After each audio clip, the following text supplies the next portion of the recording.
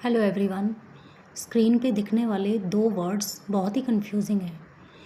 कौन सी स्पेलिंग कहाँ यूज़ करें, कई बार लिखते समय हम कंफ्यूज हो जाते हैं कि कहाँ ई एन की स्पेलिंग आएगी और कहाँ इनक्वायर में आई एन आएगा। तो आज देखते हैं चलिए कि कहाँ ई एन यूज़ करते हैं और कहाँ आई एन यूज़ करते हैं।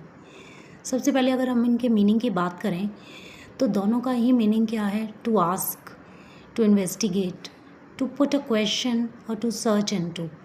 मीन्स किसी चीज़ को जनरल इन्फॉर्मेशन प्राप्त करने के लिए, कुछ इन्वेस्टिगेशन करने के लिए, कुछ पूछने के लिए या कोई क्वेश्चनिंग करने के लिए हम इन दोनों वर्ड्स को यूज़ करते हैं। और अगर हम इसके यूसेज की बात करें तो यूएस इंग्लिश में जो वर्ड इंक्वायरी है या इंक्वायर है वो फॉर्मली और इनफॉर्मली दोनों तरीके से यूज़ किया जाता है। लेकिन अगर ब्रिटिश इंग्लिश की बात करें तो फॉर्मल इन्वेस्टिगेशन के लिए हम आई एन वाली स्पेलिंग यूज़ करते हैं और इनफॉर्मल इन्वेस्टिगेशन के लिए ई एन वाली। ये दोनों का डिस्टिंक्शन अब यहाँ पे फॉर्मल इन्वेस्टिगेशन और इनफॉर्मल इन्वेस्टिगेशन, इनका क्या डिफरेंस है? जब कोई इन्वेस्टिगेशन पुलिस के द्वारा की जाती है तो वहाँ पे हम आई एन यूज़ करेंगे।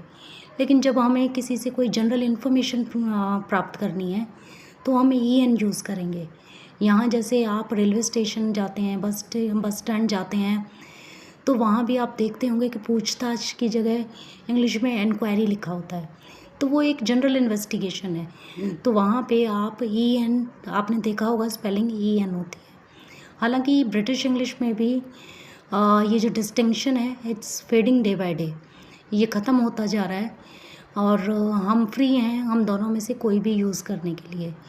लेकिन फिर भी फॉर्मल इन्वेस्टिगेशन जो होती है उसमें आई एन यूज़ करें और इनफॉर्मल के लिए किसी एक जनरल इंट्रोडक्शन के लिए आप ई एन यूज़ करें। नेक्स्ट देखिए example would make it very clear. So the first example is the police made door-to-door inquiries after one of our neighbors was found dead in the courtyard. Again, formal investigation, so IN. Second में general inquiries about train timings were made at the information desk at the train station. So यहाँ पे एक general information प्राप्त करने के लिए inquiry की गई है, so यहाँ पे EN. तो फॉर्मल के लिए IN और इनफॉर्मल के लिए EN.